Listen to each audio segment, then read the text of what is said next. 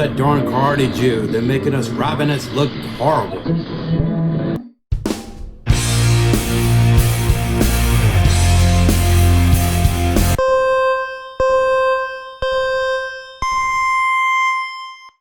If you've enjoyed this program, please click like and subscribe.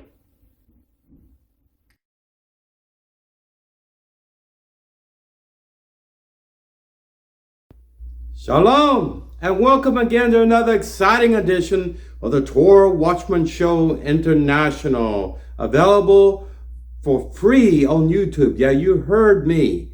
0 shekels, 0 cents. At this time, I'm offering this free offering for people because I'm trying to build up my subscribership. Listen, with joy and comfort and love, I present these videos and do the hard work for you and the research, so you can just sit back and enjoy the entertainment. I try not only to be informative, who likes college lectures, but I try to be humorous. Jews are the funniest people alive on the planet, right? Hey, this video was developed and produced by none other than your humble Hakam, ben-Emmett. I'm very pleased to be here again. Who are my target audiences? For people that are subscribing, like from RS7 is Israeli National News. I want to promote that. It's the creme of the creme, the very best one-stop solution for anything Jewish related, world news and everything else. Conservative opinion mainly, but they have some liberal outtakes as well. That's all beautiful and sweet, right? And it's all about Israel, right? Listen, my target audience, first of all, are my beloved Karate brothers and sisters all over the world. All over the world. We have one synagogue, the actual headquarters for all things Karate, American Karate, in San Francisco, California. People ask me all the time, where can I go to a Karate synagogue? Unfortunately, the closest parallel to that are conservative rabbis that manage conservative decisions at conservative synagogues. Like all things Jewish, we're not created equal. We are in God's eyes, but in man's eyes, we are differentiated based on a spectrum of politics, cultural underpinnings and things of this nature. We look at the world a little bit differently. Our social mores are a little bit different than other people. That's all okay. It makes it interesting, right? And we'd like contrast in our life, right? Anyway, Karate Judaism is founded in America. The headquarters in San Francisco, California. I have founded the East Coast chapter of Karate Judaism. Is a virtual Facebook website. I can put the link in the description for this video, so you can go there if you'd like to. You're all welcome to me. You can ask me any question you would like to about Moshianic halakha. If you have a question about the Talmud, I'm there too to answer the Midrash Torah, and all the studies are there, Ramban and Rashi. Listen, they're not my final rule of arbitration. It's the prophets of God. And I've even read some of the Zohar, and I like something in the Zohar too. I pick and choose different things. I do not close my mind to truth because God is speaking in multiple ways. And I do not want my closed-mindedness telephone to get a busy signal when the Lord my God tries to give me a call. Karate Jews are my first target here since a transition from Orthodoxy, from Rabbinical Judaism, okay? I've left that tiger, that beast, way behind me as a Baal Teshuva Jew. I have come full circle back to the Torah and only the Torah. So help me God, that's the only truth I adhere to. There are Karate Jews in Hungary. Yes, they are. Some in Lithuania. Some may be in Krim, the new annexed state of the Russian Federation, for good or bad. There are Karate Jews there. Most Karate Jews, however, are in Israel and Ashdod and Beersheba and Jerusalem. There's some very old synagogues there too. There's very old Karate synagogues in Egypt, but pretty much we're not welcome anymore. I mean, that red carpet was taken up around 1967. My second target audience are none other than Bnei Noach. Who is that? A lot of rabbis say, what is Noahides? I don't understand what Noahides are. Really? Obey? You listen. We know the 7 laws of Noah, right? God gave the 7 laws of living, civilized and an uncivilized world. Just basic laws and tenets. You worship one true God. You're not a pagan. You don't worship multiple gods. You don't abuse animals. You don't abuse animals. You don't murder your fellow brother. You try to leave the world better off to Kun Olam than when you came to it. Process improvement. Respect for government authority. Just common sense things. Listen, there's a salvation path before I get onto my main video for Noahides, okay? Read this in Ezekiel chapter 18, verse 20, 21, 22, 23. It's good for Jews, it's good for Gentiles, good for anyone that wants to get off the JC track and all the cultism out there and all the deviants out there. I mean, Christianity is the most varied religious belief out there. And it's based on Emperor Constantine of all people and 325 CE. Yes, you're talking about a Roman emperor actually invented most of what Christians believe today. He set forth the Nicene Creed quickly and as the constitutional belief of most churches today, known as the Nicene Creed. If you don't believe me, ask your pastor, ask your priest, ask them what the Nicene Creed is, and they'll tell you that it was voted on by a bunch of pagan Roman administrative officials that followed Emperor Constantine, who in his last of his life, he was declared himself to be a Christian and sprinkled himself. Okay, that's where the sprinkling comes from. Don't want to go down that rabbit hole anymore. Okay, I hope everyone's well.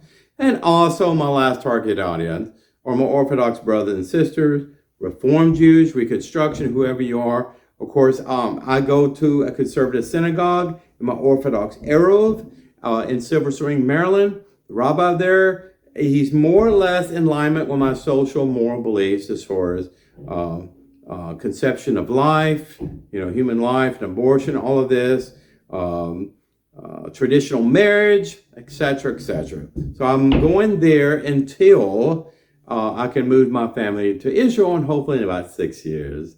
And then I plan on running as a member of Knesset if I can get enough people signed on to me and work politically with other groups. Parliamentary system that goes back to the English Empire, the British Empire. Anyway, this is a regular Torah cycle video. Okay, this is for Parshah, Behar, which is a mini Parshah. It's usually grouped with another Parshah in a non-leap year. So this is a non-leap year Parshah. It's smaller than the aggregate Parshahs you may see. A lot of times when you go on your Chabad app or however you learn and keep track of what is the next Parshah Torah study, so you can get all that good study and learning ahead of time. A lot of them are conjoined.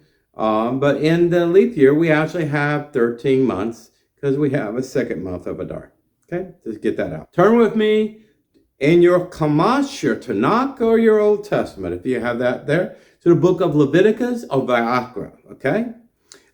Chapter 25, I'm going to begin with verse 1 and read to chapter 26, verse 2. Like I said, not very lengthy. And I'll try to keep it abbreviated and short to get right to the point. So I want this to be needful for you as we read it together. I could read this in silo. I could read this in my closet. I could read this in my bedroom, my office, and not bless anyone. I want to share with you what this Torah Parshah has said to me every single year I read it. Yes, I've read this and I've taught this Torah Parshah every single year. Isn't that wonderful? Okay. The name of this Parshah comes from the Hebrew word for mount, Behar. And rabbis and sages claim that the Hebrew word Behar for mount actually refers to Mount Sinai. I cannot prove that to be true. I cannot. Mount Sinai has other Hebrew words, and It was mentioned very specifically in Shemot.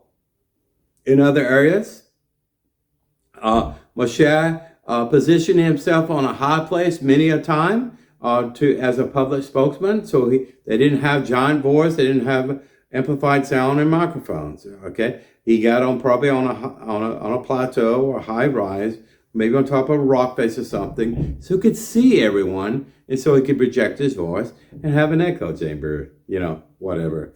But let's just go with tradition and say, when we talk about mount, we're referring to the big mountain, Mount Sinai, the one mountain of God that the rabbis have forgotten. Pretty much. I have a video on that too. You can find that word, if you know Hebrew, in Leviticus chapter 25, verse 1. As a general overview, this week's reading, Behar, speaks about the Sabbatical and Jubilee years, laws regulating commerce and redemption of slaves. I want you to appreciate what I'm going to be teaching you here. You may have heard it before, but I'm going to teach it from a business standpoint, from contractual arrangement of terms and things of this nature, potential trying to mitigate possible litigation or someone suing you and taking you to court, that kind of thing. God is very clear and precise. And, to be frank with you, they just did not have this kind of, I'm trying to say, ethical mechanism to document human relationships in this way, as far as if you had an indentured servant, or you had someone who sold their life over to you, literally, for your loving care, to take care of them for a period of years.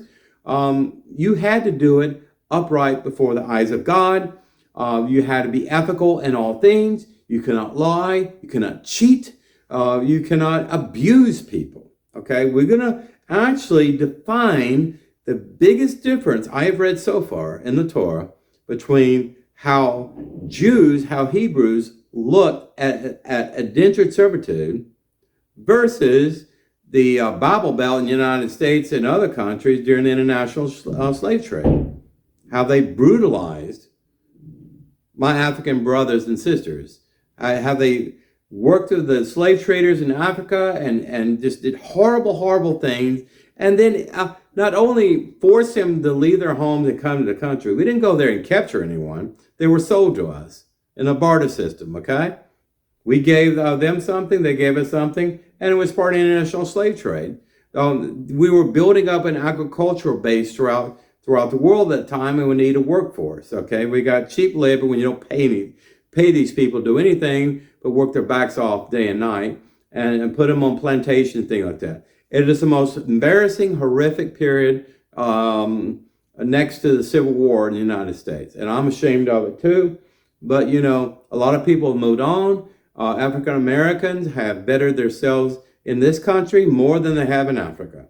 In Africa, unfortunately, they have a lot of very poor, impoverished countries like Kenya and Uganda and Ethiopia, where they cannot have stable governments and they're at tribal conflict and war all the time.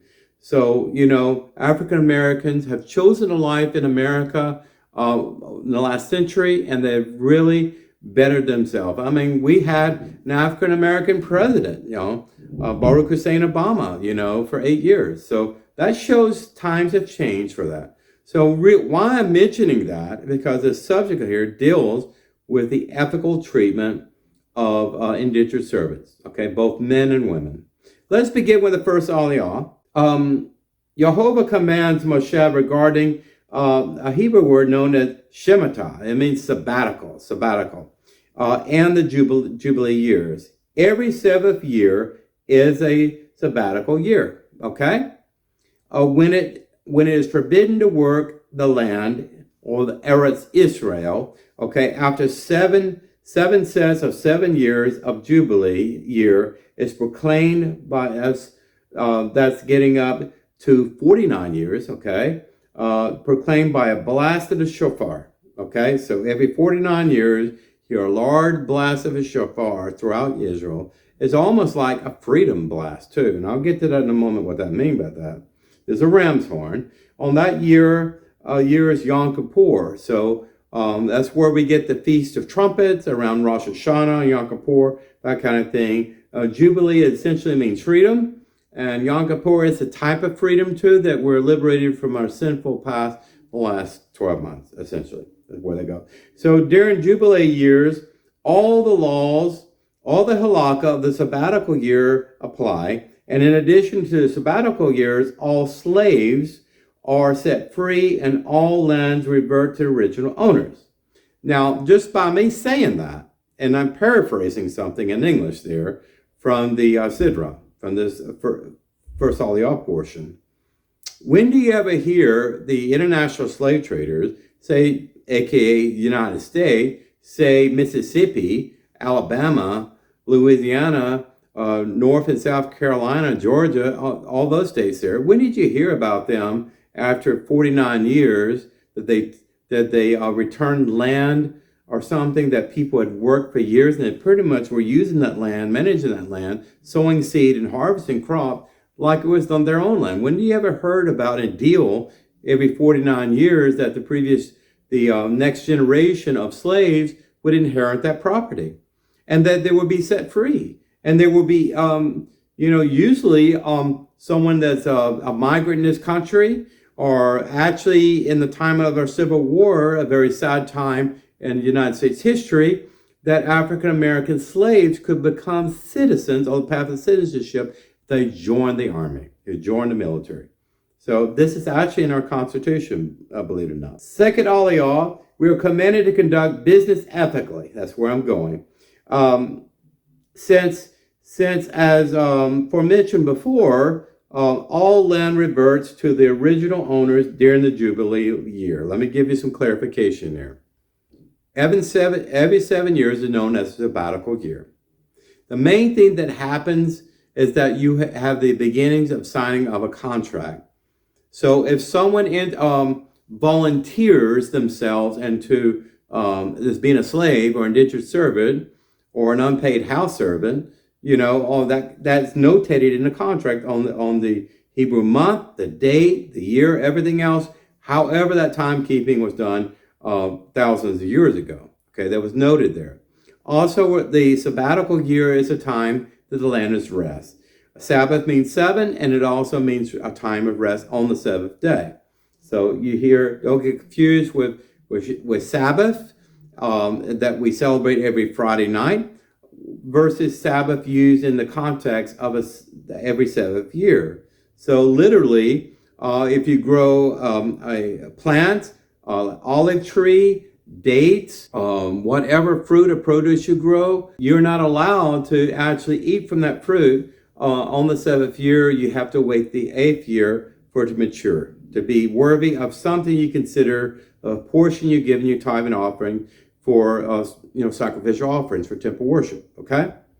But the main thing every 7th year, and some businesses do this in Israel, you can look them up, they actually believe in the Torah verbatim in that their company shuts down as far as their manufacturing process. They don't harvest crops anymore. They don't plow the fields anymore. They don't fertilize the field. They let them sit for animals and nature and the poor, the homeless, the destitute to come. And if there are grapes growing a grapevine naturally, then those grapes go to the first bidder. Anyone that is free, they can come and call the fields themselves. Remember the story of Ruth and Boaz? Well, actually, Ruth was allowed to cull the field during the time of the Judges, the period of Judges, a famous story with that, okay? So we're talking about real estate deals and things of this nature. There's a series of bad circumstances that leads to an individual saying, I'm homeless, I cannot take care of my wife and family anymore, I cannot take care of myself, and I don't even have a roof over my head. I've sold all my cattle, I've sold my herd, I've had medical problems, etc., etc. And then you sell your property incrementally until you have nothing left. You've used all that money and everything else. Well, you you meet a wealthy individual, and this is usually from Jew to Jew transaction here. So say if you have a wealthy landowner, and so they acquire your property as a form of payment, okay? And they may give you something in return, I know. But the main thing, you work for free for essentially every 7 years, period leading up to 49 years, where in the contract you're actually released. And any land that was sold, barter and trade or whatever that had to be given up like that would be returned to the original owner. But by that time, it would probably be your children, okay, or grandchildren would inherit that land. This is not unprecedented because actually the Torah talks about this as far as land ownership and things of that nature in many areas. In many areas, this is not something new. But moving on here, we are talking about ethical business practices, real estate exchange system. There was a lot of land in Israel during that time after Israel was actually established as a state of the nation of Israel. Of course, this information was given to Moshe and Aaron before Israel was even formed, constituted, and Canaan. But all this information was given from the Mount Sinai, presumably, given to God, the Ten Commandments, and the 613 mitzvot about the land exchange mechanism here, that you need to tie it into a contract, document everything, and probably have a review officer and an equivalent of accountant to review it and make sure it's kosher. And the third aliyah, you set a price for the person based on their skill set and age, and you have a deduction of different things based on deficits and things of this nature. Your land may have depreciated at that time that you need to sell it. It comes as a package deal. So you say, I purchase this family, I purchase their home and everything else. If you remember the horrible drought situation in the land of Goshen, the time of Joseph, when he became Pharaoh's attaché, his second in command, people ran out of food and they sold their cattle, they sold their land and everything else. The difference here is that even though this may have happened negatively for them, they eventually get everything back. And isn't that wonderful? That's the difference between the Torah and, say, Egyptian culture and Egyptian legal system. Okay? So in the third aliyah, this section addresses the obvious concern: what would we eat on the seventh year if we do not gather our grain? Well, what did Joseph do? Well, he told the Pharaoh, you need a plan for 7 good years and 7 bad years. So God gave him a plentiful harvest. If you're obeying God, if you're taking God seriously in his promises, he will give you that bumper crop. He will give you an additional amount of manna, additional amount of quail, additional amount of olives and dates and other things you need, okay? Grain and barley and wheat, everything else you use to make bread and hummus and things of this nature. He will give you plenty of food. The rain would fall in the proper seasons, etc., etc. So then in the seventh year, you have food saved up. Now, Jehovah reassures us that he will bless the 6-year harvest, and it would be a great, great harvest indeed. It reminds me, on the 6th day of the week, then God told ancient Israel, this was written in the time of Moshe 3,500 years ago, that I'm going to give you an extra helping of manna and quail on the 6th day before Shabbat, because on the 7th day you're not allowed to cook, you're not allowed to work, you're not allowed to gather anything from the field, including manna. Okay? So this is what God said here. If you have faith in him, it's all about faith and trust, and something other than yourself and other than the government. It really is. And you call it public welfare or whatever, but people had to work together like this. Israel essentially was a very, very large kibbutz in the time of King Solomon. That's the way I look at it. So until the crop of the 8th year is ready to eat, the Torah then gives the rationale for the prohibition against selling land for perpetuity. Instead of land could be leased until the Jubilee year. In other words, there is no profit taking here at the advantage or disadvantage of people's lives. That's what it is. There's no profiteering going on here. It's not as prohibited. It is vulgar and it's obscene and it's evil before the sight of God to mistreat people and take advantage of someone when they're down on their luck. Okay?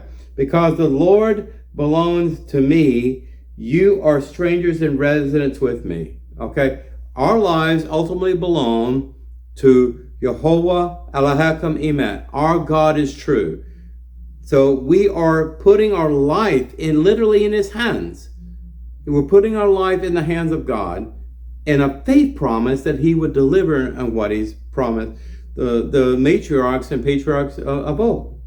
And the fourth aliyah, a person who sells real estate has the option of redeeming. The word redeeming is here. The land, the aretz from the purchaser, provided that 2 years have passed from the date of purchase. The total price which the land was sold is divided by the amount of years from the time of purchase until the next Jubilee year.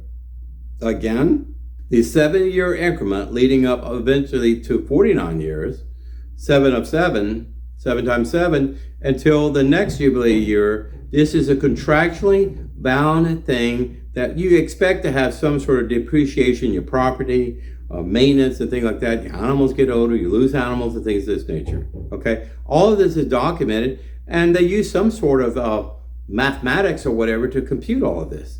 It's a genius when you think about it. So when the land would return to the owner, so there was also expectation.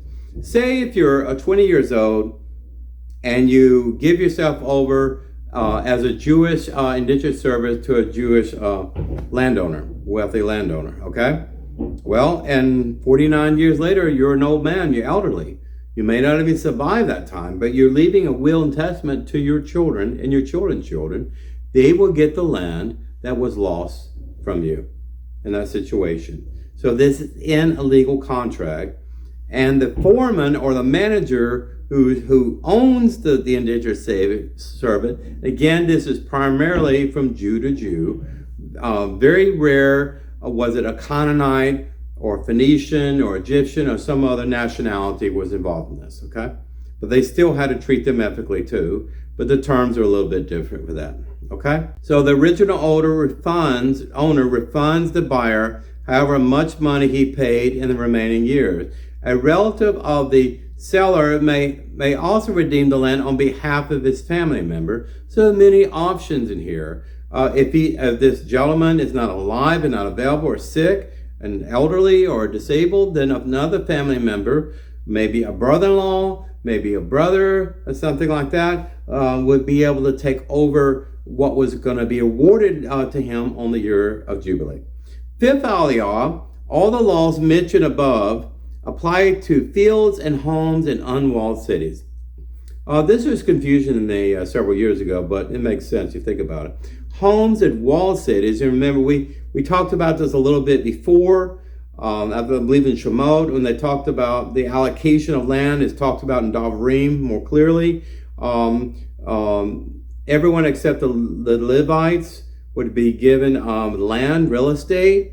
Levites would be like governors over cities and things. They weren't allowed to own any land.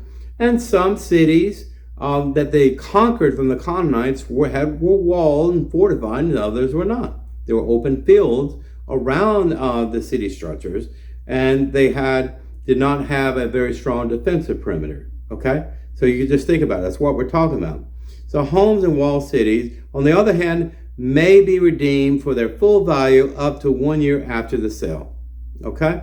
It is not redeemed within the year they become the permanent property of the buyer, and they are not released by Jubilee. Another exception to these rules is the property allotted to the Levites. Okay? The homes and fields in the 48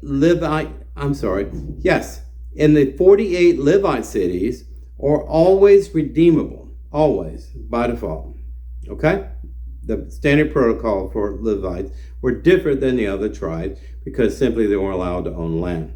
So from the moment of purchase in the Jubilee year, when any event they would revert to their owners, the original owners. So we are then commanded to assist our brethren, our brothers and sisters, by coming to their aid before they become financially ruined and dependent on the help of others. This is about social welfare, right? Social justice. You love those terms? I don't. We are forbidden to charge interest on a loan to a fellow Jew. Wouldn't that be amazing? If you are down on your luck, you need a bar, you hear about payday loans and all that stuff, you get a lot of trouble with that in the United States. But you imagine in Israel, and Jewish-run businesses, if someone asks to extend you a favorable loan, there's no interest. They just loan out the money and you pay it back when you can. And if you can't pay back the money by the year of Jubilee, all debts are canceled. Does that sound like a good thing? This is evidence, folks, that God loves us despite our human mistakes and frailties and all the issues that define us as humans. In 6 Aliyah, quickly, we are commanded to treat Jewish slaves respectfully, never subjected them to demeaning labor. Okay? A lot of the situation between a Jew who lives and their family, who lives with a taskmaster, I would say, or the owner, foreman of the landowner, someone very usually wealthy, but they have a love relationship. I mean, what if someone never had a son, but you have an indentured servant here that just follows you with love and fidelity in their heart and everything else? Sometimes you don't want to leave. Sometimes when the year of Jubilee comes, you say, my son felt the same way I did, my master, and he wants to stay with you and be part of your family forever. Okay? And there are provisions for that too. In the 7th Aliyah, wrapping this up, the Torah prescribes the redemption process for a Jew sold into slavery to a non-Jewish master. Okay? This is an exception to the rule, but it did happen, so there was a provision for it. Okay? God looks after us. He looks in the future for all these potential circumstances. The same formula described above in the 4th Aliyah, I can reference that, is employed. Either the slave himself is one of his relatives refunds the master the amount of money that corresponds to the years remaining until Jubilee. So every year of work is equal to a sum of money. It has value, okay? When the slave will go free, even if he had not been redeemed, okay? That is a contract fulfillment, essentially, at the end of the Jubilee period, waiting period. This section concludes with a brief mention of the prohibition against adultery and requirement that we observe Shabbat and revere the holy sanctuary. Okay? The last few verses of Behar are completely different in context because we're leading into the next Parshah. And unfortunately, this will not be read during this week. But next year, this time, you'll have a double Parshah that covers the rest of the story, okay? So in conclusion, let's summarize what I just said.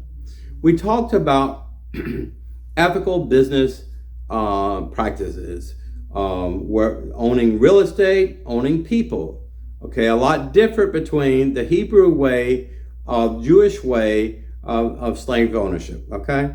Yes, people are working without money, but it's compulsory only because the person willingly sold themselves into slavery.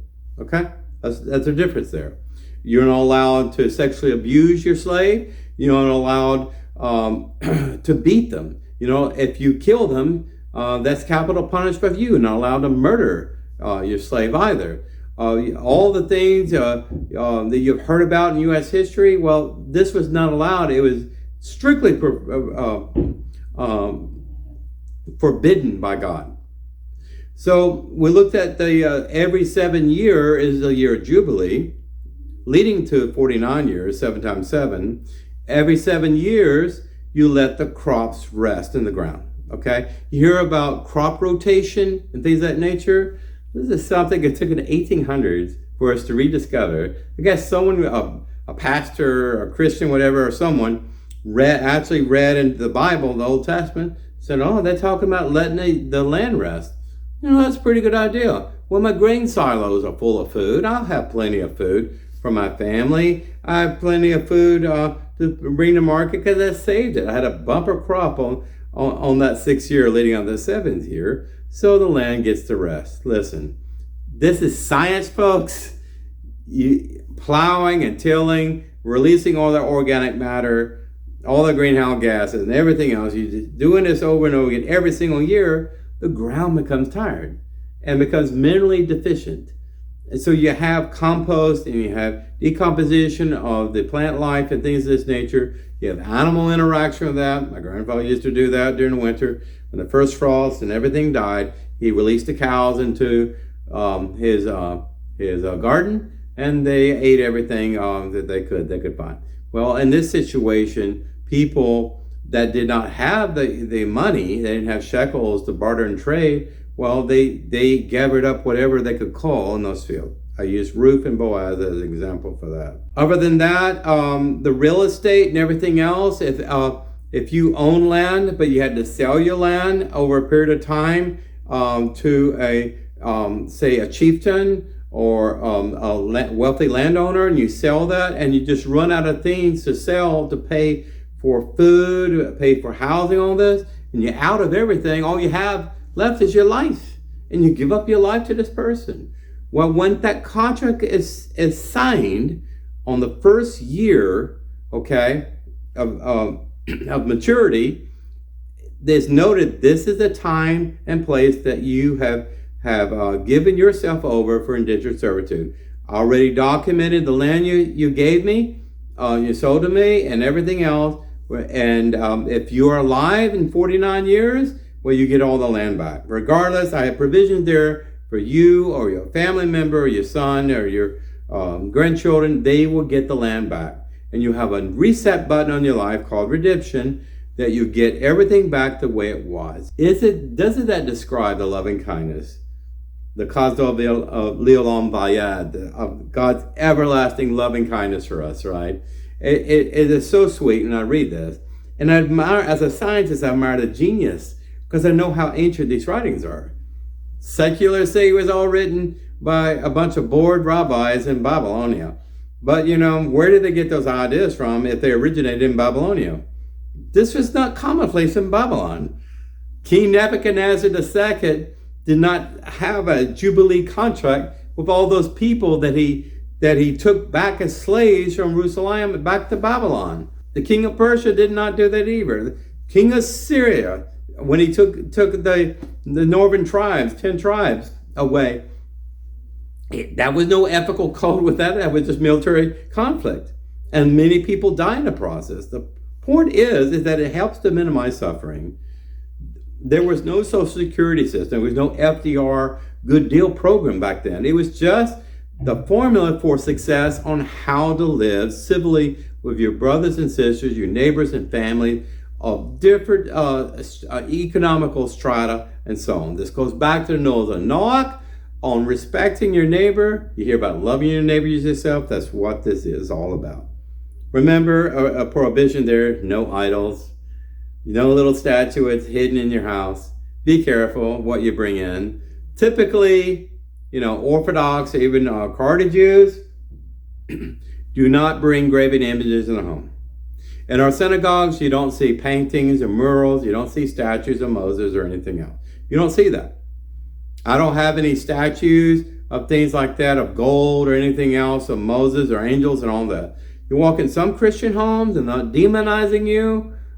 They're in love with angels. They have a statue of Mary in their churches and things of this nature. This is strictly forbidden to have images in your home, because it's a formula for ruin for you, and it's a form of seduction that you actually start praying to it instead of God. God is one person, and you come to the Master who breathed in your Nefesh Yehudi, your soul, and you worship Him with all the love and fidelity of spirit. You really do. Okay. Well, this is the end of Parshah Behar. I hope you enjoyed it. I hope you found a formula of success here. If you ever bought a house, and I bought several houses, you know about honest disclosure of defects and things in your home. Sometimes you have to short sell a house when you run out of money. You file chapter 7, chapter 13, or whatever. Businesses merge when they go out of business. They overestimated the stock value, whatever. But you see, you fall on the mercy of secular government, and you may actually end up sleeping underneath a bridge.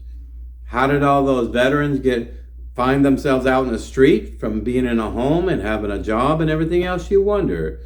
Well, even FDR's Great Deal program had limited success, and it put our government in heavy debt, and we're still paying for it right now. We're still paying for that.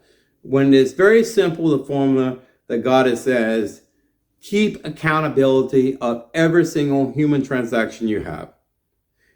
Most contracts require signatures. Like for instance, if I hire a lawyer for something, that's a legal binding contract with them and me, whatever it is. When I started up my 501c company, C3 company, there was a contract that was binding and I signed it. And I had to fill out all kinds of documentation for that. Okay? That's the only thing that keeps me out of jail. The only thing that keeps me out of trouble is to have ethical signing of contracts, and I read over it and review it by a lawyer and send it an audit and things of that nature. The same thing existed in ancient Israel. Isn't it amazing?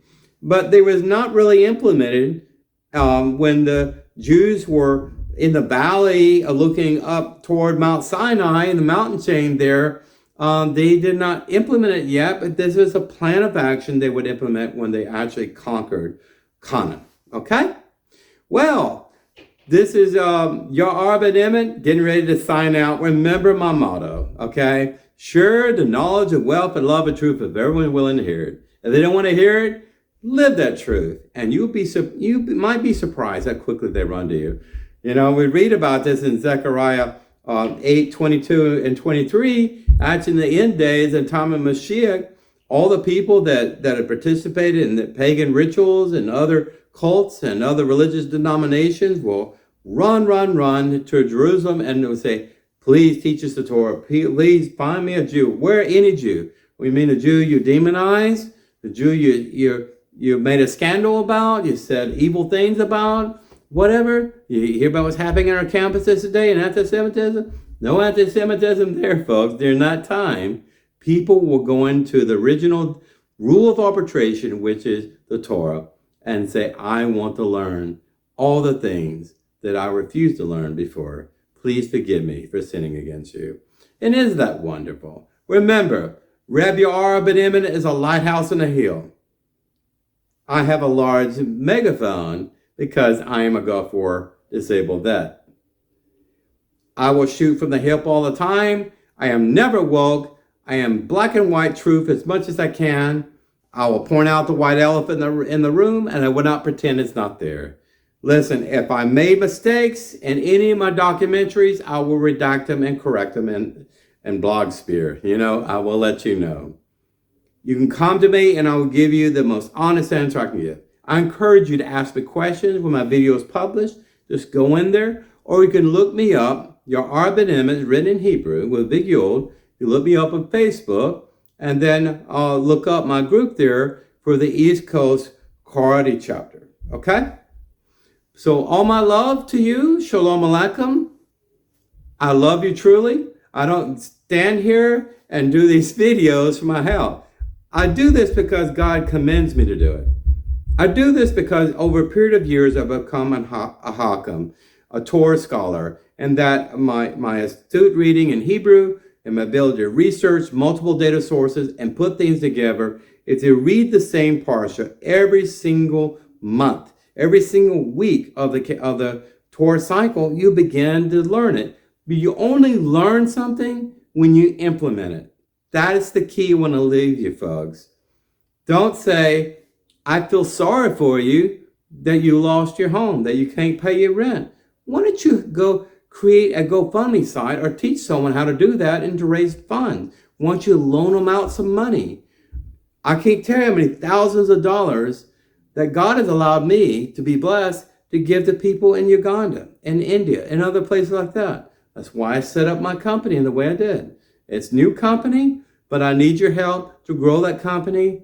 If you want to give charity to those people that cannot help themselves, tzedakah as we call it in Judaism, then notify me. Your ben-Emmett is my email address. You can find it. It's on my YouTube channel. I try to make things easy. Well, take care. Shalom Aleichem. And before you say, I miss Rabbi ben-Emmett, where is that funny red-haired bearded guy that wears the Egyptian hat? Well, I'm right here, and I'm working another video in my mind, and I'll have it released before you can say, I miss. How come you are ben-Emmett?